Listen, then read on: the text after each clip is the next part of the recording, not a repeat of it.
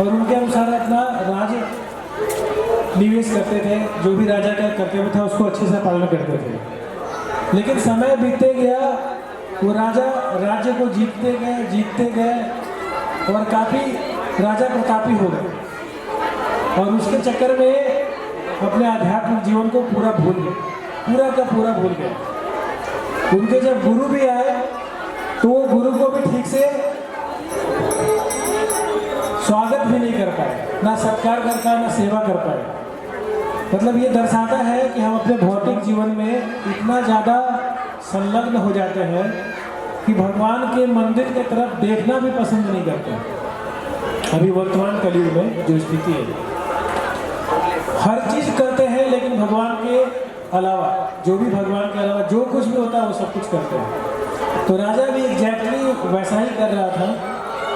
उसको किसी भी चीज़ से मतलब नहीं था, बस सिर्फ और सिर्फ क्या था, राजा को राज्य जीतना था और ऐशो आराम का जीवन बिताना था।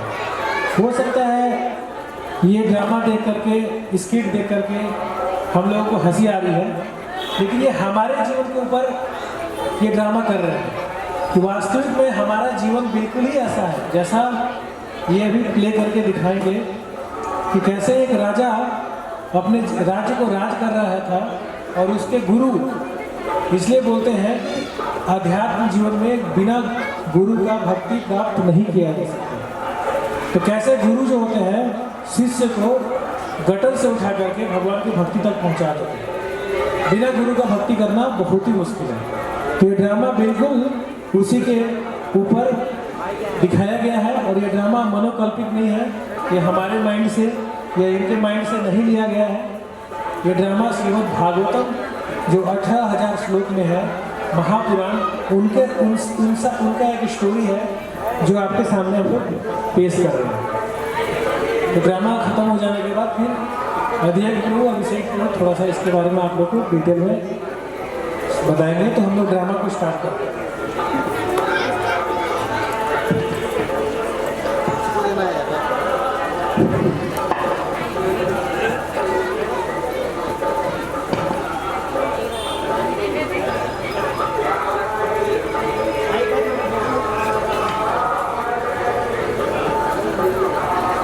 हरे कृष्णा अलख निरंजन।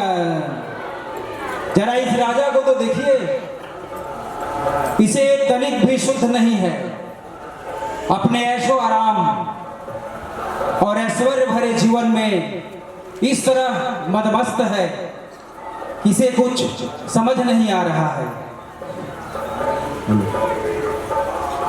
एक साधु होने के नाते जो एक कर्तव्य होना चाहिए कि कैसे लोगों को भगवान का वो मैसेज देना है।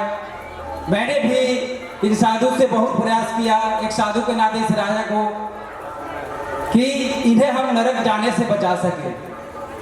जब भी इन्हें हम कुछ भक्ति की बात बताते हैं तो इनके गले नहीं पड़ती और हमें खुद अपनी पाठ पढ़ाने लगते हैं।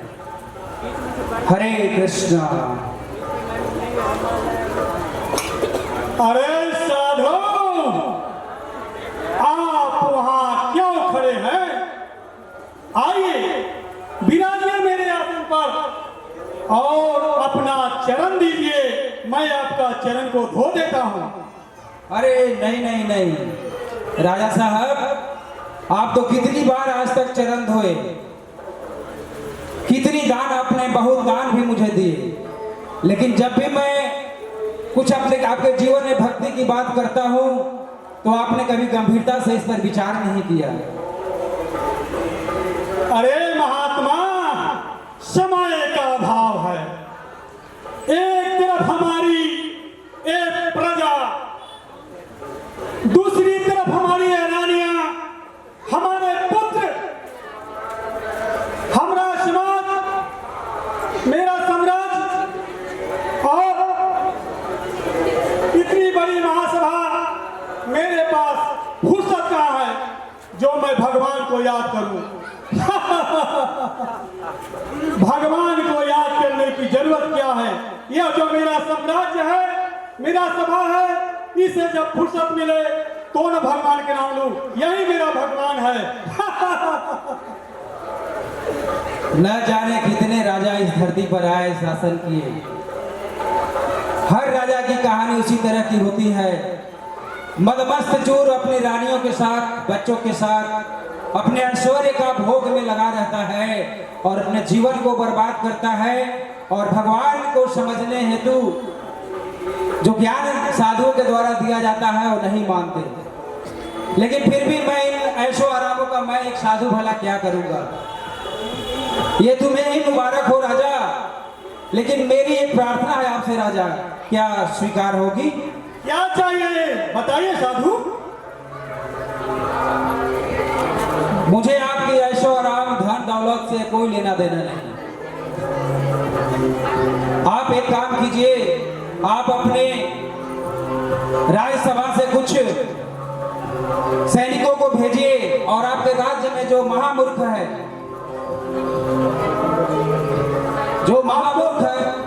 आपको क्या चाहिए? अवश्य देंगे, जरूर देंगे। क्या चाहिए? धन, दौलत, स्त्री कि मेरा साम्राज्य का कुछ हिस्सा, क्या चाहिए बताइए साधु। ये सब आप ही को मुबारक हो राजा साहब। ये सब मेरे किस काम का? ये सारी आसक्तियां उन लोगों के लिए है जो भोग करना चाहते हैं, जो इस प्रकृति पर अपने प्रभुत्व को दिखाना चाहते हैं, वो उनके लिए है।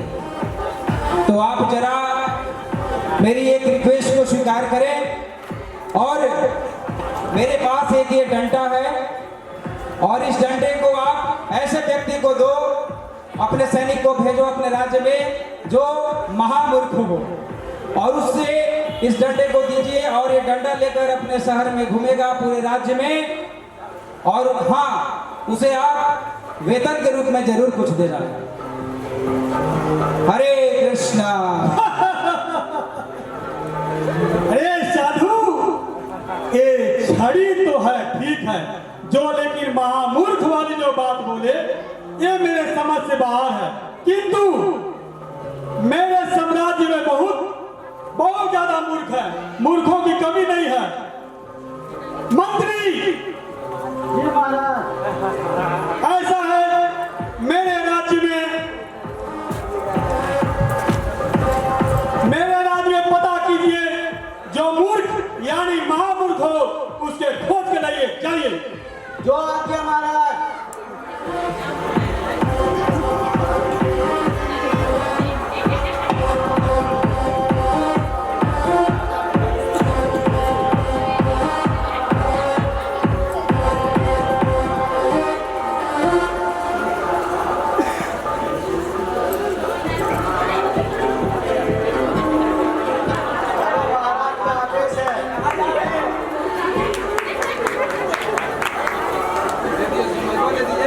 महाराज, मैं आपके आज्ञा के अनुसार सबसे बड़ा महामूर्ख व्यक्ति को आपके समक्ष लाया हूँ।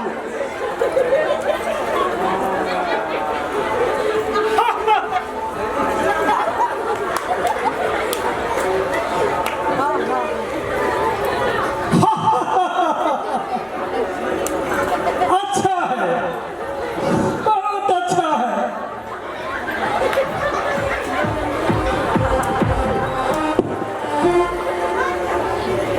मंत्री जी महाराज।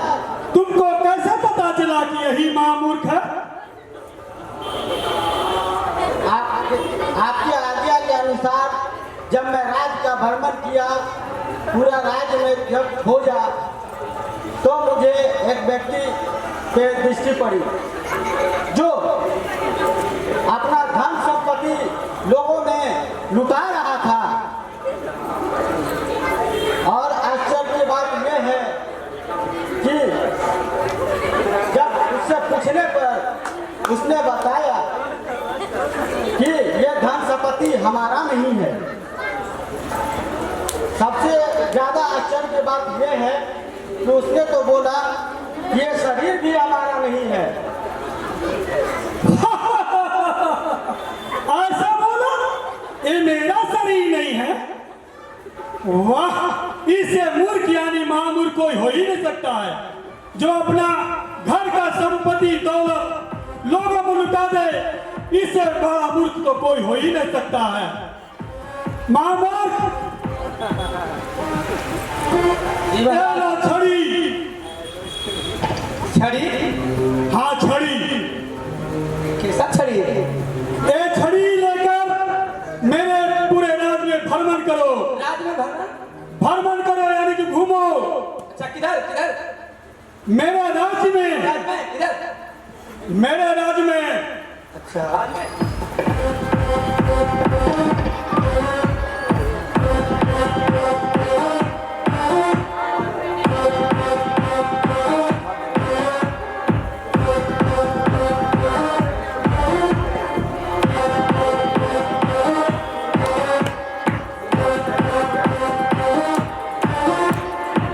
ठीक है, मैं चलता हूँ, देखता हूँ। ठीक है महामूर्ख, तुम ढूंढ के लाना।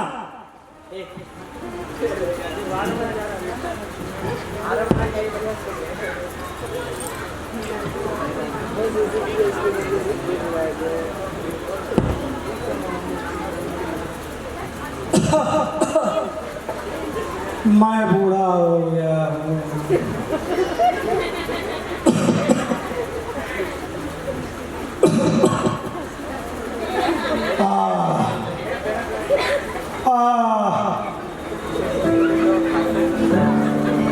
मैंने तो अपने लोगों से मिल लिया। मैंने अपने सभी लोगों से मिल लिया, लेकिन मेरे एक दिमाग में विचार आ रहा है कि मैं एक महामूर्ख से नहीं मिला जिसको मैं भ्रमण के लिए अपने राज में भेजा था। मंत्री जी महाराज। जाओ महामूर्ख के ढूंढ के लाओ। जो आज्ञा महाराज।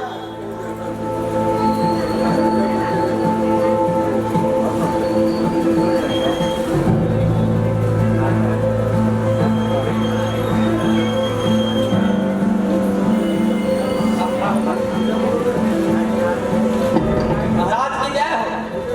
महाराज, आपने याद किया? हाँ महामूर्ख, अब मैं बहुत दूर जा रहा हूँ। बहुत दूर? बहुत दूर। बहुत दूर? कहाँ महाराज? बहुत दूर, जहाँ कोई नहीं जाता वहाँ जा रहा हूँ। मैं भी चलूँ क्या? साथ में रहूँगा। महाराज क्या करोगे जाकर महामूर्ख? क्यों? वहाँ कोई नहीं जा सकता। कोई नहीं जा सकता? नहीं महामूर्ख, क्यों नहीं जा सकता महाराज? कोई नहीं। बहुत दूर जा रहा हूँ। महामूर्ख पहले चले महाराज, साथ में रहूँगा। नहीं महामूर्ख, अरे पगले, वहाँ जाकर तुम क्या करोगे? अच्छा, तो हमको पता है महाराज, क्योंकि आप अपने रानी के साथ जाना चाहते हैं ना। आज महाराज मुझे भी ले चलिए, मैं भी साथ में रहूंगा। नहीं महामूर्ख, ए रानी, ए हमारे पुत्र, हमारे जितना रिश्तेदार हैं, कोई नहीं जा सकते। क्यों नहीं जा सकते? वहाँ कोई नहीं जा सकते, सिर्फ मैं ही जा सकता हूँ। तो फिर महाराज, आपके लिए तगड़ा घोड़ा और रथ की व्यवस्था करता हूँ। महाराज, मंत्री, राजा के लिए घोड़ा और रथ की व्यवस्था करो। रुको रुको महामूर्ख, ए हाथी, ए घोड़ा, घोड़ा? यहाँ तक कि गधा भी नहीं जा सकता महामूर्ख। गधा नहीं जा सकता? नहीं महामूर्ख, वहाँ कुछ नहीं जा सकता। अच्छा महाराज, तो महाराज आपने बोला कि गधा भी नहीं जा सकता और हाथी भी नहीं जा सकता, रथ भी नहीं जा सकता, तो फिर महाराज क्या बोलते हैं आप? क्या चलते चलते उतना दूर अकेले जाएंगे तो कुछ धन, कुछ पैसा, कुछ खाने के लिए व्यवस्था करूं आपके लिए? आप क्योंकि आप चलते चलते महाराज थक जाएंगे। महामूर्ख, इस राज का ठन किया एक खोटा सिक्का भी नहीं जा सकता। महामूर्ख, क्या ठंडा नहीं देता? कुछ नहीं जा सकता। कुछ भी नहीं आ सकता। नहीं महामूर्ख।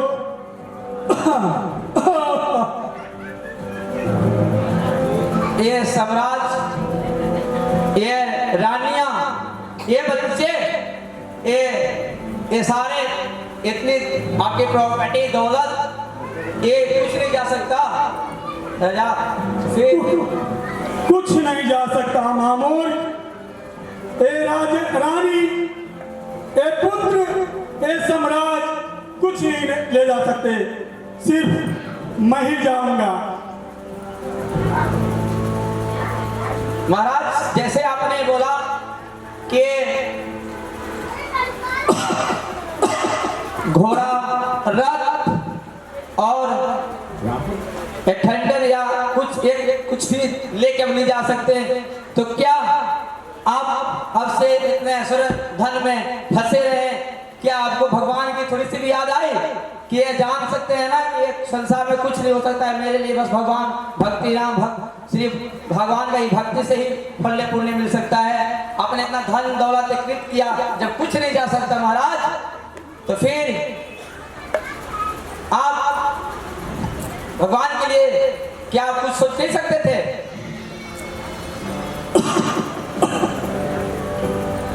महामूर्ख, लगता है तुम महामूर्ख नहीं हो, तुम बहुत बड़े ज्ञानी हो। लगता है कि भगवान के भेजे हुए कोई फरिश्ते हो। हाँ हाँ, मैं मूर्ख नहीं हूँ, मैं तो परम पूज्य श्री भक्ति विकास स्वामी महाराज का शिष्य हूँ।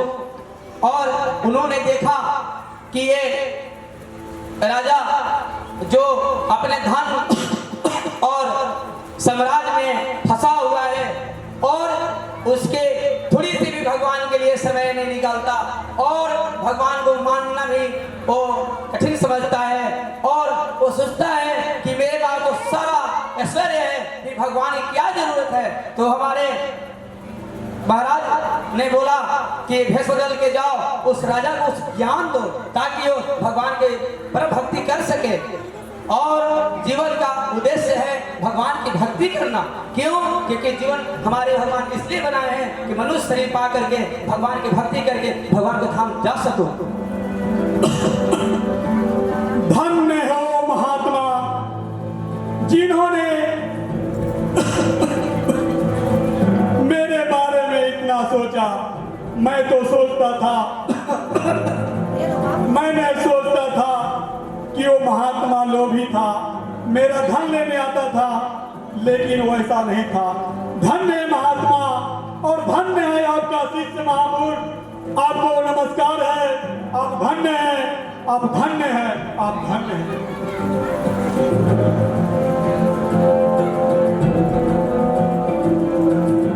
क्या महामूर्ख, क्या लास्ट में मैं क्या कुछ कर सकता हूँ? क्यों नहीं राजन, अभी भी कर सकते हो, जब जागा तब सकेगा। अब से ये धन दौलत ऐश्वर्य राज्य सब छोड़ दो, त्याग दो और स्वयं भगवान की परम भक्ति करो और भगवान के धाम जा सकते हो। बोलो हरे कृष्णा कृष्णा कृष्णा हरे हरे हरे राम राम राम हरे हरे। हरे कृष्णा हरे कृष्णा। तो सभी भक्तों के लिए एक बार हम लोग हरे कृष्णा करेंगे। हरे कृष्णा कृष्णा कृष्णा हरे हरे, हरे राम राम राम। महामूर्ख का रूप